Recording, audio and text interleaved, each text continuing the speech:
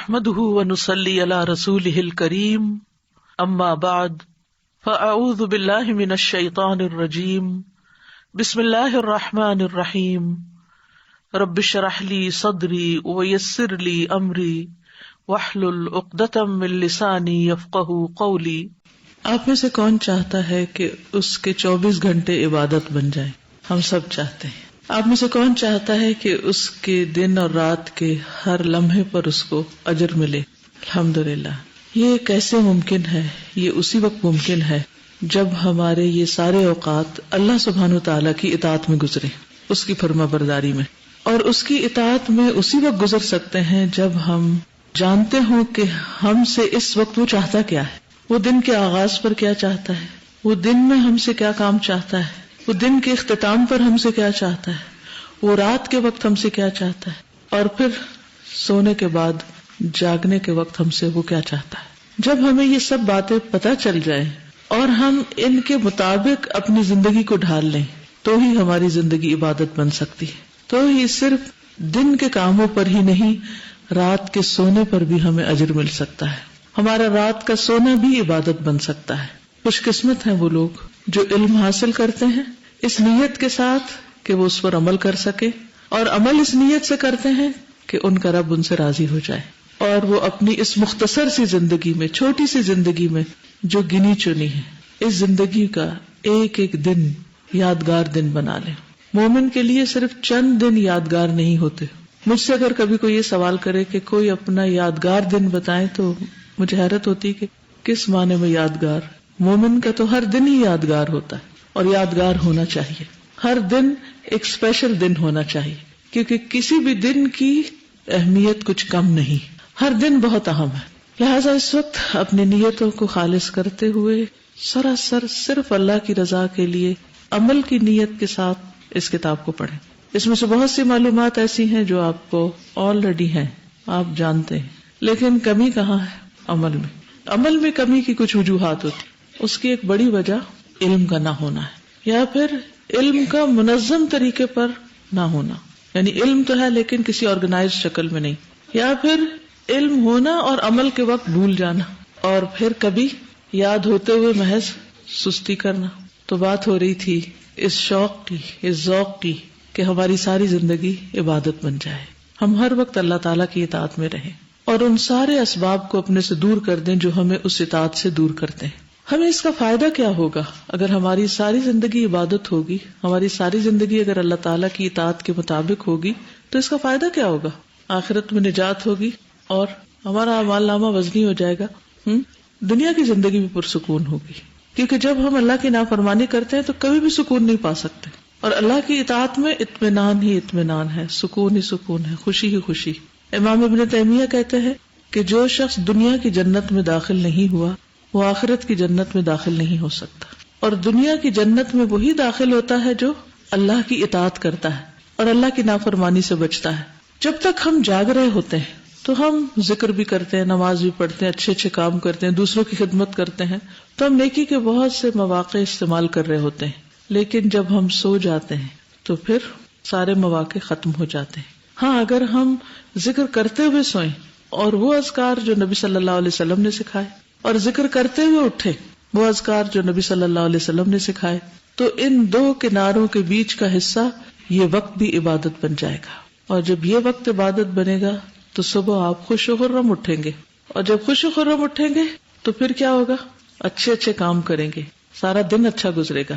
بظاہر دیکھنے میں معمولی سے ٹاپکس ہے لیکن حقیقت میں بہت بڑے اجر کے حامل، اور اسی اجر کی توقع رکھتے ہوئے اپنی راتیں گزاریں۔ ایک شخص اپنی راتوں کو عبادت بنا کے گزارتا ہے محض اپنی نیت کی وجہ سے، اپنے عمل کی وجہ سے، اور ایک شخص اپنی راتوں کو ضائع کر دیتا ہے لا علمی کی وجہ سے، کسی بھی طرح کی کوئی نیت نہ کرنے کی وجہ سے۔ اور کچھ لوگ راتوں کو شر اور فساد کی راتیں اور نافرمانی کا وقت بنا لیتے ہیں۔ وہ کون ہوتے ہیں کہ جو اللہ کی نافرمانی میں راتیں گزارتے ہیں؟ تو ہم کس میں آتے ہیں؟ اپنے آپ سے پوچھیں۔ اگر تو رات کو بیٹھ کر آپ غلط قسم کی چیٹس کر رہے ہیں، انٹرنیٹ پہ غلط چیزیں دیکھ رہے ہیں، فون پر فری پیکجز کی وجہ سے لغو گفتگو کر رہے ہیں یا سن رہے ہیں، تو پھر راتیں کس میں شامل ہو گئی؟ اللہ کی نافرمانی میں۔ اور اگر ہم بس دن کے تھکے ہوئے سو جاتے ہیں بغیر اللہ کا ذکر کیے، اور اٹھ جاتے ہیں بغیر اللہ کو یاد کیے تو نہ ثواب ہے نہ عذاب ہے. اور ایک تیسری آپشن ہے اور وہ بہترین آپشن کہ اللہ کی اطاعت میں سوئیں, اللہ کی یاد میں سوئیں اور اللہ کی اطاعت میں اٹھے, اللہ کی یاد میں اٹھے. تو یہ تیسری طرح کی رات عبادت کی رات بن گئی. اب یہ آپ کی چوائس ہے کہ آپ کیا کرتے ہیں. ہر ایک کے اعمال نامے میں فرق اور اس کے وزن میں فرق کہاں سے آئے گا؟ اس کے عمل سے. محض وشفل تھنکنگ سے بھی نہیں کہ ہم خوش ہوتے رہیں, سنتے رہیں, جانتے رہیں اور عمل میں کچھ بھی نہ لائیں. ٹھیک ہے. اور یہ جو پہلے آیت شروع میں لکھی گئی ہے فَسُبْحَانَ اللَّهِ حِينَ تُمْسُونَ وَحِينَ تُصْبِحُونَ, پس تسبیح کرو اللہ کی جب تم شام کرتے ہو اور جب تم صبح کرتے ہو, یعنی دن کے دونوں کناروں پر اللہ کی پاکی بیان کرو. سب سے پہلا باب ہے نیند کی حکمت. نیند انسان کی بنیادی ضرورت ہے. تندرست اور توانا جسم, یکسو ذہن اور خوشباش زندگی کے لیے مناسب نیند لینا ضروری ہے. اور اگر ہم اس نیت سے نیند لیں تاکہ ہم اٹھ کر زیادہ اچھے کام کر سکیں تو یہ نیند بھی عبادت کی نیند ہو جائے گی. اللہ تعالیٰ نے نیند کو آرام کا ذریعہ قرار دیتے ہوئے فرمایا وَجَعَلْنَا نَوْمَكُمْ سُبَاتًا وَجَعَلْنَا اللَّيْلَ لِبَاسًا وَجَعَلْنَا النَّهَارَ مَعَاشًا, اور ہم نے تمہاری نیند کو باعث آرام بنایا اور ہم نے رات کو لباس بنایا اور دن کو روزی کمانے کا ذریعہ بنایا. یعنی رات آرام کے لیے, جسے لباس پہن کر انسان کمفرٹیبل ہو جاتا ہے, سردی گرمی سے بچتا ہے, اسی طرح لحاف بھی ایک طرح کا لباس ہے تو وہ آرام کا سمبل ہے. تو رات کو اللہ نے آرام کے لیے بنایا ہے, اس کو پردہ پوش بنایا, اس میں اندھیرا رکھا ہے, اور پھر دن کو کام کے لیے. لیکن آج کل کیا ہو رہا ہے, عمومی طور پر لوگوں کا طریقہ زندگی تبدیل ہوتا چلا جا رہا ہے اور اس کے ساتھ ساتھ وہ اپنے آس پاس کی ساری انوائرمنٹ کو ڈسٹرب کرتے, جانوروں کو, پرندوں کو اور ماحول کو. بجلی جہاں اللہ کی ایک بہت بڑی نعمت ہے, ہم نے اس کو مس یوز کر کے اپنے لیے باعث عذاب بنا لیا. دن بھر کی مصروفیت اور تھکاوٹ کے بعد نیند انسان کو سکون اور راحت بخشتی. اللہ کی کتنی بڑی نعمت ہے. ارشاد باری تعالیٰ ہے وَمِن رَحْمَتِهِ, یہ وہ رحمت ہے جو ایک حصہ صرف اللہ نے زمین پر اتارا ہے. اس رحمت میں سے من رحمتِهِ جعل لكم الليل والنهار لتسكنوا فيه ولتبتغوا من فضله ولعلكم تشكرون, اور اس کی رحمت میں سے ہے کہ اس نے تمہارے لیے رات اور دن بنائے تاکہ تم اس میں سکون حاصل کرو اور تاکہ تم اس کا فضل تلاش کرو. اب آیت میں پہلے لیل آ رہا ہے اور پہلے سکون آ رہا ہے, پھر نہار آ رہا ہے اور پھر تاکہ تم اس کا فضل تلاش کرو, یعنی کام کرو, اور تاکہ تم شکر ادا کرو. کس بات پر شکر؟ کہ اللہ نے رات اور دن بنائے اور پھر اتنی زبردست ٹائم مینجمنٹ کی کہ ایک وقت آرام کے لیے بنایا اور ایک وقت کام کے لیے بنایا. Perfect balance. اور جو شخص اس اصول کے مطابق زندگی بسر کرتا ہے وہ زیادہ پروڈکٹیو انسان ہوتا ہے, زیادہ بہتر طور پر کام کر سکتا ہے اور زیادہ بہتر صحت کے ساتھ زیادہ اچھے اچھے کاموں میں آگے جا سکتا ہے. پھر ہے نیند اللہ کی نشانیوں میں سے ایک قابل ذکر نشانی بھی ہے. اللہ تعالیٰ کا ارشاد ہے وَمِنْ آيَاتِهِ مَنَامُكُمْ بِاللَّيْلِ وَالنَّهَارِ وَابْتِغَاؤُكُمْ مِنْ فَضْلِهِ إِنَّ فِي ذَلِكَ لَآيَاتٍ لِقَوْمٍ يَسْمَعُونَ. اور تمہارا رات اور دن میں سونا, اور دن میں سونے سے مراد قیلولہ ہے, نہ کہ دن بھر سونا, اور اس کے فضل کو تلاش کرنا اس کی نشانیوں میں سے ہے. یعنی دن میں کام کرنا اس کی نشانیوں میں سے ہے. بے شک اس میں سننے والوں کے لیے بہت سی نشانیاں ہیں, یعنی جو بات کو غور سے سنتے ہیں, غور و فکر کر سکتے ہیں. نیند انسان کو اس قابل بنا دیتی ہے کہ انسان تازہ دم ہو کر دن بھر اپنے کام کاج احسن طریقے سے انجام دے اور اللہ کا شکر کرے, کیونکہ اللہ سبحانہ وتعالیٰ نے یہاں پر وَلَعَلَّكُمْ تَشْكُرُونَ کی بات کی ہے کہ تم شکر ادا کرو. کہ شکر اللہ کا جس نے نیند بنائی, اور شکر اللہ کا کہ جس نے رات کے بعد دن بنایا. تو یہ نعمتیں کس لیے ہیں کہ انہیں استعمال کرنے کے ساتھ ساتھ شکر ادا کریں. شکر گزاری کا بہترین طریقہ یہ ہے کہ انسان ہر موقع پر اللہ تعالیٰ کو یاد رکھے. یعنی شکر گزاری کیسے؟ ہمارے اوقات اللہ کی یاد میں گزرے اور اس کی رضا کے مطابق اپنے صبح و شام بسر کرے. یہ ہے شکر گزاری. تو اس میں کرنے کے کام کیا ہیں؟ نتائج نکالیے. کیا سمجھ میں آئی؟ کیا کریں؟ What to do.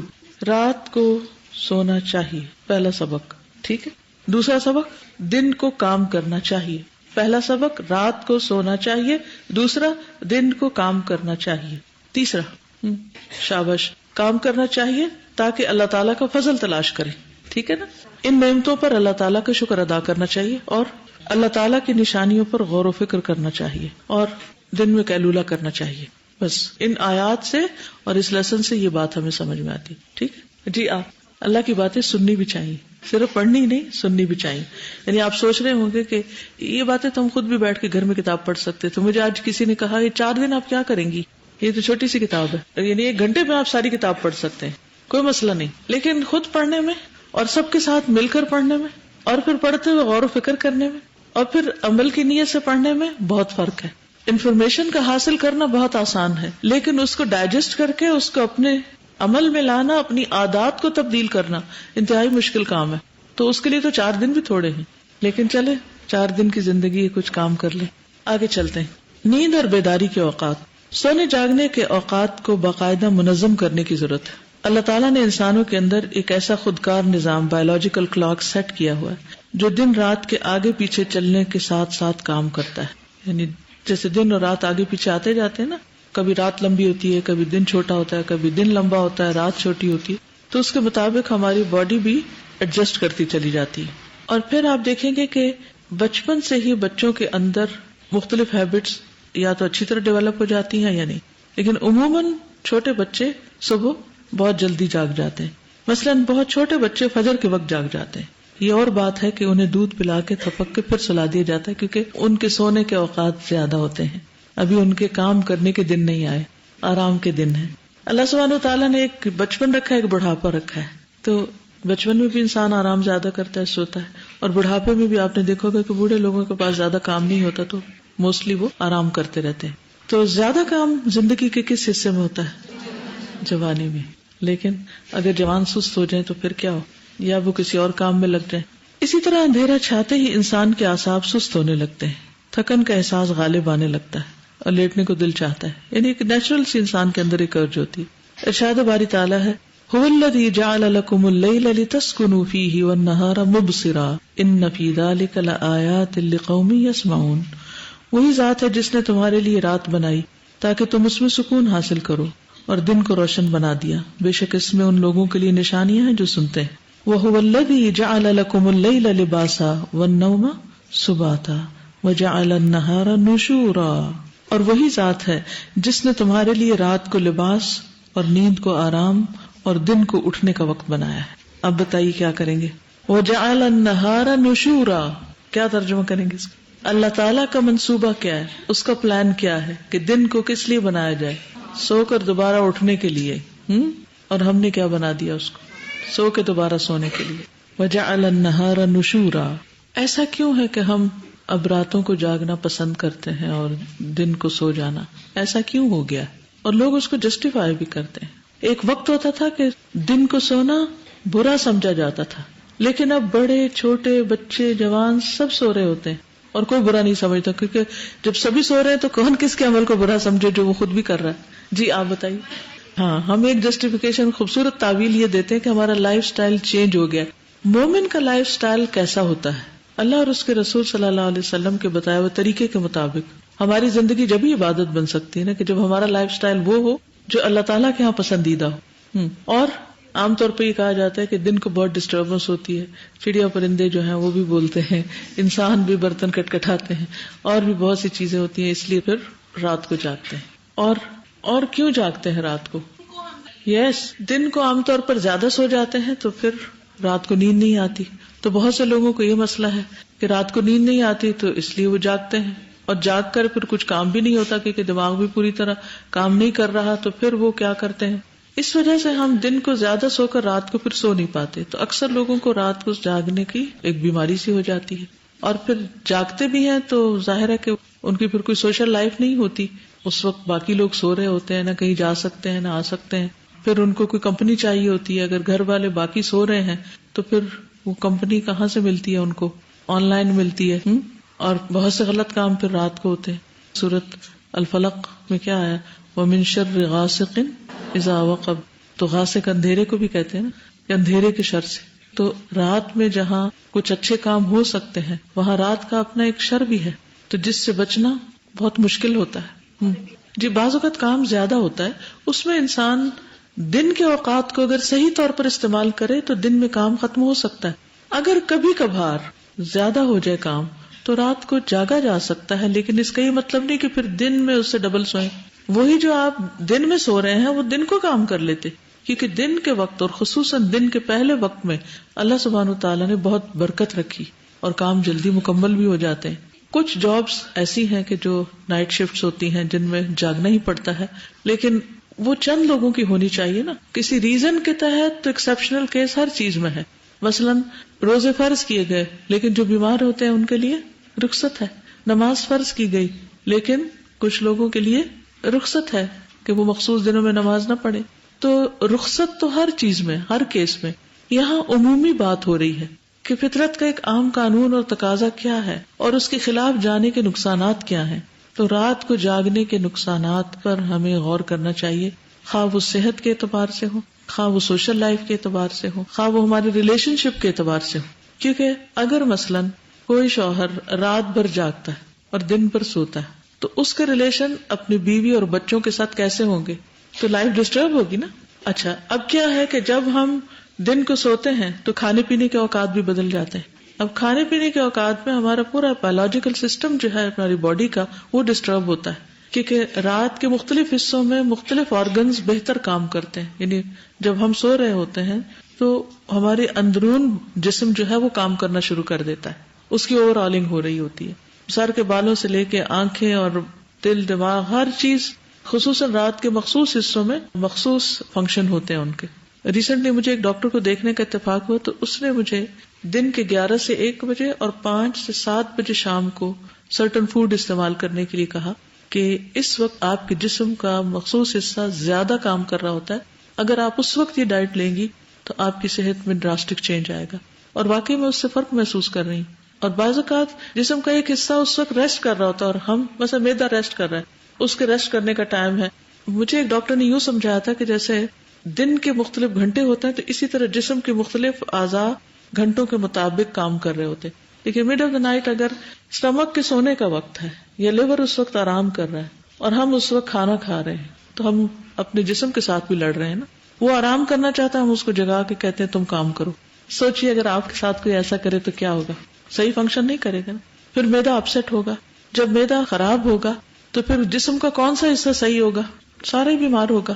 اور اس سے طرح طرح کی بیماریاں جنم لے رہی ہیں.